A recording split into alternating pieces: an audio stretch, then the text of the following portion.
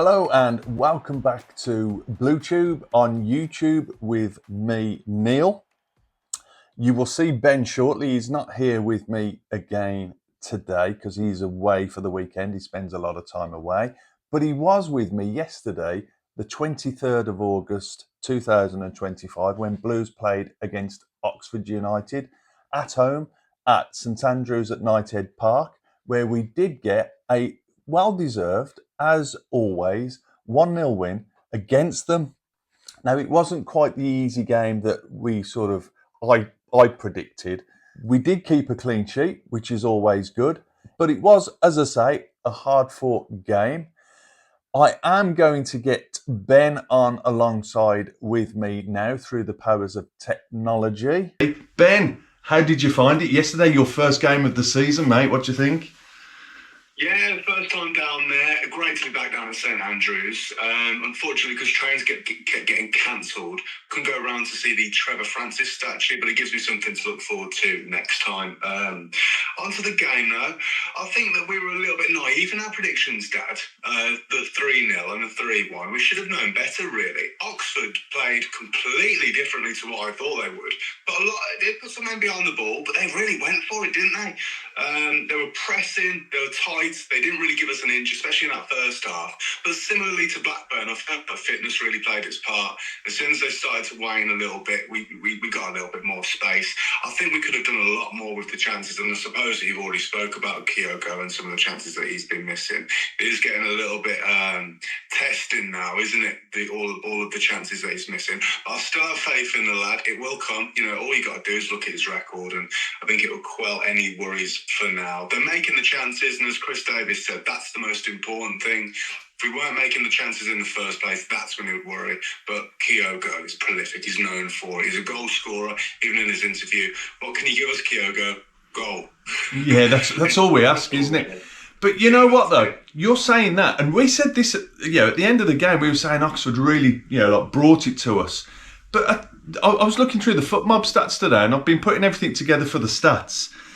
Mm-hmm. Now, I thought Dembele was tricky. I mean, but we kept him really at bay. Can I just ask you, what score do you think FootMob gave Dembele out of 10 yesterday? Now, I know you probably haven't looked at this yet, have you? No, I have not. No, I haven't bothered. So I thought he was tricky. Although we did well to keep him at bay. He made some really tricky runs, got into our box. Caused us. There was no real. But there was no end product. No, I agree. He got a 4.9. He was their worst player yesterday. A 4.9. Yeah, do you know what? Yeah, were we watching? Were we just a bit more apprehensive about what Oxford were going to bring to us yesterday? Because their back line got the better, because they did keep us at bay, didn't they? With a 7 and a 7.1. But the rest of the team, it's like they didn't really show up. Whereas just going through. Yeah, exactly. Now this is FootMob. Again, Laird was man of the match on FootMob. 8.4 FootMob have given him. And I know I've looked at the BBC stats. They were the same between Laird and Gray, Damari Gray. And they were brilliant down the left side. If he keeps going, and Damari, if they keep going the way that they're going, we're going to struggle to keep hold of him in January. Damari not so much, because he's got a blue heart, hasn't he? Blue blood. He's Birmingham City fan. He's here until the end of the campaign, I feel like. But Laird, though, I mean, he's Premier League standard. I wouldn't be surprised if there were some teams mid-table or a little bit lower in the Premier League coming in for him in January. He's just going from strength to strength every single game. He's one of my favourite players, isn't he? He just does it every match for me now. Weak side, not even supposed to be there. He's filling in for someone else. Fantastic job. No, that leads me on nicely, because we were talking about that left side, and we were talking with the guy next to us in the stand where we got our season tickets, and he was saying we got two right-footed players on the left, and it's just not working. And literally, it was almost like it was scripted, because within seconds, Laird made that run down the left-hand side, had the look, and I'll put this up as we're chatting, had a look over, saw Paik wide open, cut a left-footed slotted ball into him, and he finished off for the 1-0, and it was just like, that's what we think of you, like cussing us with our right feet. Do you know what I mean? It was almost scripted. It was beautiful, honestly. And Laird it looks like he's been working on that left foot, doesn't it? It just looks like he was a left footer for the assist. It sent all the Oxford players for a hot dog because they must have thought they was going to cut back to go on his right foot, but he just kept going to the byline, and of course he found Paik in a load of space. He just passed it home. It was a good goal. I'm glad to see Paik get on the score sheet, because I thought in spells he was a bit quiet, had a few wayward passes, but to get on the score sheet, he deserves that. He didn't get many goals last year, so for him to get a goal this early on in the campaign, it's a good thing. I'm glad. Yeah. I'm glad to see it. Yeah. Well, Paik was one of the shining lights of the match for me. I mean, I don't want to. It was a tough, different type of football for us yesterday. It was more like the Blackburn game, very reminiscent of that. But again, showing that sort of battling edge that we've got. I'm going to go through the foot map, and we can put ours. Allsop, although there was that one save he had to make, which turned out to be offside. Like the guy that'd been offside with the resulting header, where he got down really well and tipped it away from that long shot. He got a 7.7. Steady Eddie Allsop is for me. I mean, even when he's not called in, his distribution wasn't so great yesterday, but we know he's got that in his locker. He's still like our sweeper keeper. I just feel there's not many keepers recently for Blues that I felt confident when we've got it at the back with the keeper.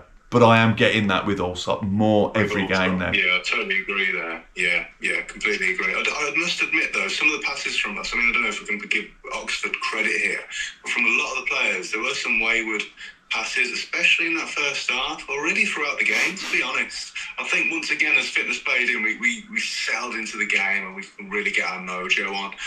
But aside from that, there were a few dodgy, wayward passes here and there. Nothing to panic over there. I'm just moaning now. Well, we got to try and find something to talk about with the game. We got to be as ambiguous as we can, although we never will be, will we? So, Asai Samuel got a 7.2 on FootMob. I'd probably agree with that because he was kept busy. He did enough, didn't he? He did enough. Got forward when he could. Fitting into that role really well. I'd agree with that. A 7.2. Any different from you? Yeah. He had a lot of time on the ball, I felt like. Yeah, he was really kept busy. I felt like, who was it on the flank for Oxford, who was paired up against? Was it Dembele? Was he on the same Dembele, side? yeah, Dembele. And he schooled him a number of times, didn't he, to be fair? Absolutely, yeah. Well, there you go. It paints a picture. If Dembele's given a 4 out of 10, it's going to be Bright Samuel just keeping him in his back pocket. There was no end product with Dembele, and I think Bright Samuel was a huge part of that. Yeah, we'll do these ones together because I thought together they had a great game, starting to boss it. Clara and Neumann. Neumann got a 7.6, Clara a 7.7. Again, completely agree, because when they were called in, they were solid. Neumann, some of the lovely touches he made. And I tell you what, going off on a tangent, you noticed when at half time when he came off, he dislocated his finger on his left hand, hadn't he? I was about to say that. He looked in so much trouble, and I was really worried. It's like we can't afford to lose him as well. He ran over to the medic, and I think his finger was hanging off on the side. Sorry if anyone's a little bit squeamish, but yeah, he got it sorted, came back out, and like the rock that he is, no emotion whatsoever on his face, just ready for war. Yeah, you wouldn't know when he came back out, would you? If that had been a Prem player, he'd have been carted off to hospital, probably. Yeah, that's it, yeah. And then Laird, we've already spoke about. He's got an 8.4 on FootMob. 8.4. I'm going to give him a bit more. 8.5. I'm going to give him. Was he man of the match then? Yeah, on here he was. Yeah, definitely. I'd have given it him or Damari Gray yesterday. They just worked so well together, I thought, yesterday. Yeah. Just moving up then, slotting slightly forward to Damari Gray. He got a 7.4 on here. I'd have probably given him a good 7.8 myself, nearly an 8 out of 10 for me, because he was just like bossing it, and his passion for playing for Blues is just coming through now. 7.6. He had a few lovely touches. I think there are some things left to be desired with the end product yet again. I do love seeing him have a snapshot, though. He's got a rocket on him, definitely. And I feel like he's going to score a few of those as the season goes on. Fingers crossed. Yeah, you can see he's eager for it. There will be goals from him. Now, again, we'll do this as a bit of a joint thing. Paik and Iwata. Iwata got a 7.1. Paik got an 8.3. And I think this is probably justified in the fact that you mentioned there was a couple of wayward passes. And I think that is often because just the amount of football that comes through these two guys, really. And this is right for me. Paik shone yesterday, not just because of the goal. I just thought he was a lot more visual for me than Iwata. Now, we've spoke about in past games like Leonard's the one, isn't he? Where he's sort of, you don't always notice him, and I thought that was probably true of Iwata yesterday. He's still doing work off the ball, but yeah, Paik was definitely visually more busy for me yesterday. There were some wayward passes, let's be honest, but the amount of football that comes through them, the amount of possession that comes through those guys, the positives certainly outweighed the negatives in the game yesterday. And enough said on that, I think. I mean, is there anything you want to add to those two? He took the ball and he started a lot of attacking movements for us, spraying out to the flanks, whether it was Takeshi, Damari, or the other side, even with Willemsen, who we'll talk about in just a moment, how well he did. Yeah. So, I think that's certainly justified. No, he did have a good gameplay. I don't think that Water had a bad one at all, by the way. No. Well, talking about Willemsen, straight on to him. Footmob's giving him. In fact, I'd agree with those scores for Iwata and Paik. Any different for you? 8.3 for yeah. And a 7.1. Yeah. And Willemsen, we were chatting about him. He is noticeably pressing on for Blues for me. And we all said, well, we certainly said that the Championship will be a different style of football for him, and we'll see him come out of his shell a bit, and that's proving to be the point. Isn't he? He's relishing the opportunity now. It's a new division, new Willemsen, it seems to be. The only thing is, and you can see he's putting in 110% effort as Blues fans. It's all that we ask for, isn't it? But I feel like the only thing that he needs to improve on a bit, he still needs to improve on his heading, actually. But whenever he go into a duel with someone or go into a tackle, he can't help himself, but he fouls them quite a lot. He can just pull back a little bit, especially when they've got nowhere to go. There was a time where he really jockeyed a lot of the Oxford players out of the game. When they were on the ball, they had nowhere to go. Just keep them there. But then he just had to bundle them over and give away a foul, and then the pressure's off it. Yeah. Just learn to ease up slightly. I think that'll be a big part of his game. But other than that, I thought he had some really silky movements. I thought he did really, really well. Yeah, he's getting better. Yeah, I know what you mean. But do you know what? One thing, the only thing I disagree with you there on, and like we say, it's, we've all got different opinions. I've noticed his heading ability has improved vastly. It's not 100% there yet, because he used to pull out of headers all the time. He's getting in there a little bit now. I think there was him. Was it in the second half where he had that cracking crossing? I can't remember. I'll try and find it and put it on. And he had that header, and it was just over the bar, and that would have been beautiful. He met it lovely. It has improved from League One, but I don't think it could have got any worse, to be honest with you. I don't think it was any good at all. Yeah, good point. Further. Yeah. Of his size as well. He's a unit, isn't he?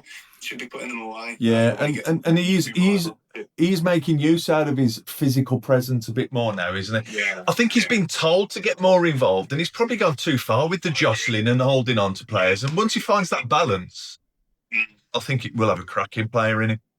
We really will. Agree, yeah. He got a 7.3 on Footmob. I'll agree with that. Yeah, around there, 7.3, 7.4.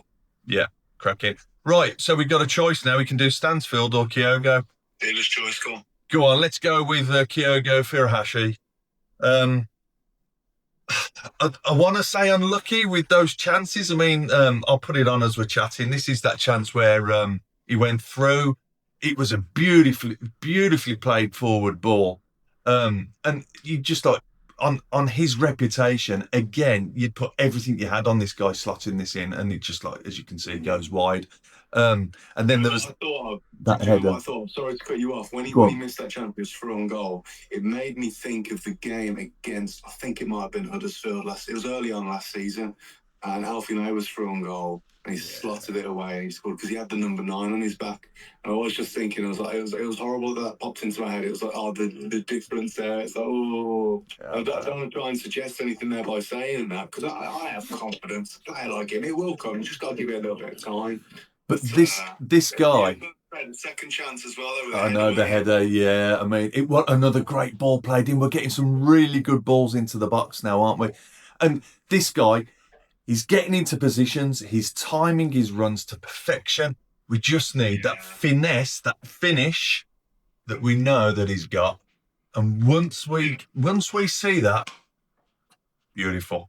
Well, Chris Davis mentioned, I think the interviewer actually mentioned in their post-match yesterday that this guy didn't play the second half of the season last year for Rennes.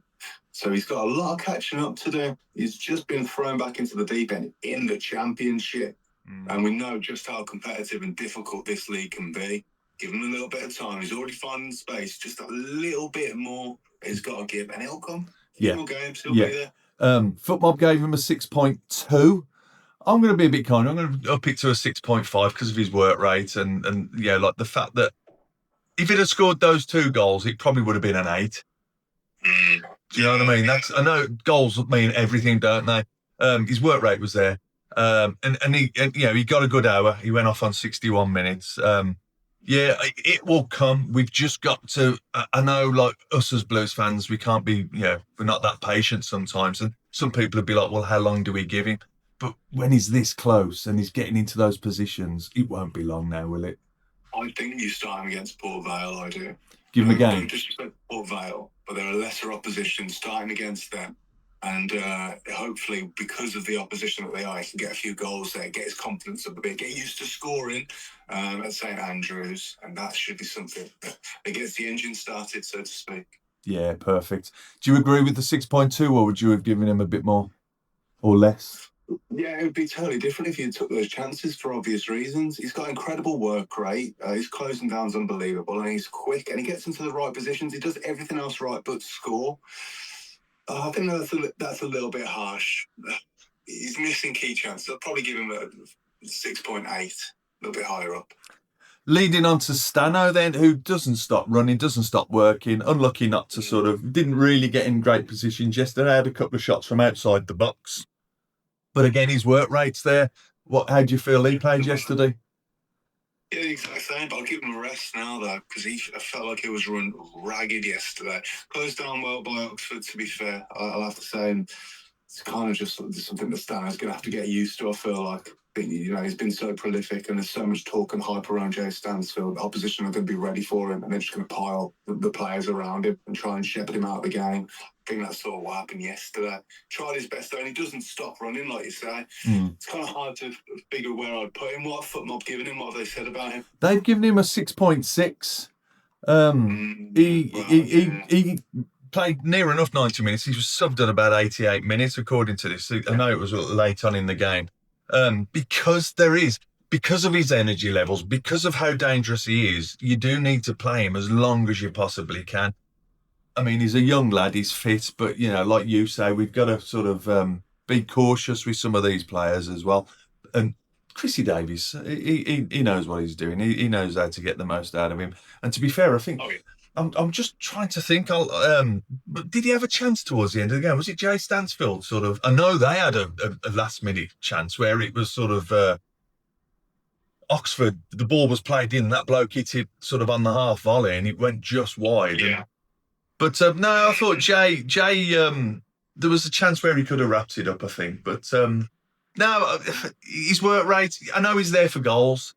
But his work rate's still good. It's the same with Kyogo, isn't it? It's one of them. He is there for his goals, but there's other parts to Jay's locker he's invaluable for, and the fans just love him. I mean, he got the biggest cheer at the start, the biggest cheer at the end.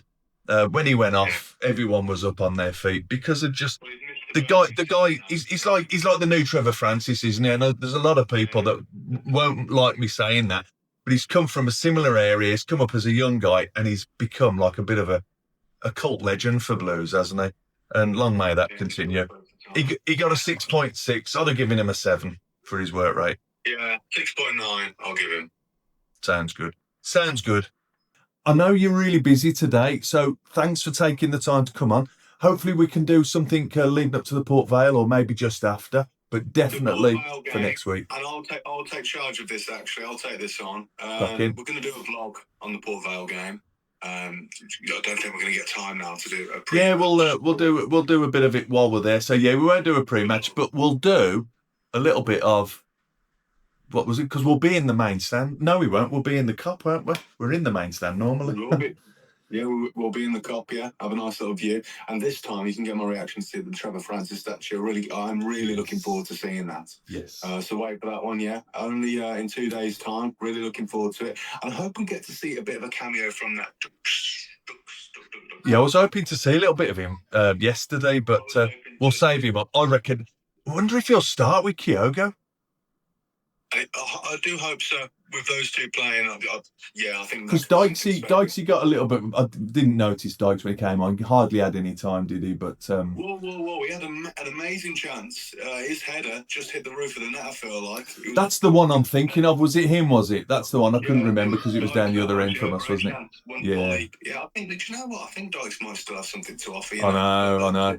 And it's good to see, isn't it? Because we only have quality now. I mean, yeah, have a look at this, Ben. If I go through, I mentioned last week, just before you do go, this is our squad here.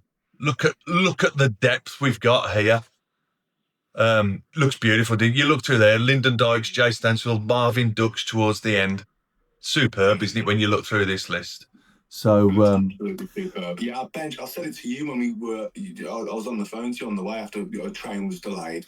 Just to go on something more positive, I spoke about our bench. The quality that we have to come onto the field if we need to freshen up is unbelievable, isn't it? Yeah, it really is. And like I say, looking through this, I had to just do this little clip of our full squad here. And there's players in there that are absolute quality that aren't going to get a chance with the Blues unless it all goes Pete on. I tell you this year. I'm trying to wrap things up here, but I keep talking about new other stuff. This Port Vale game could be huge for us because you've got that Kenya Fujimoto who hasn't played a minute for us yet because he's been injured. Yes. He was on the bench. He might make a cameo. We've got this German striker who could come on as well. I feel like Kyogo could really get off to a decent start. And we've got that Liverpool winger. Oh my God, it's amazing, isn't it? Who we can have a look at here for this game. Yes. It could be something special if we can get a few cameos in there. And let us know your thoughts on that as well, Blues fans. How would you start against Port Vale? Who do you think we need to rest? Who do you think we need to have a look at? Let us know in the comments. Sounds good. All right, Ben. Well, I'll let Alice get finished off then. All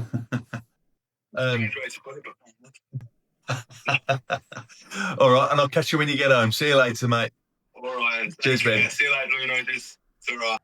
We will catch up with you on Tuesday night where Blues will be playing Port Vale in the Carabao Cup.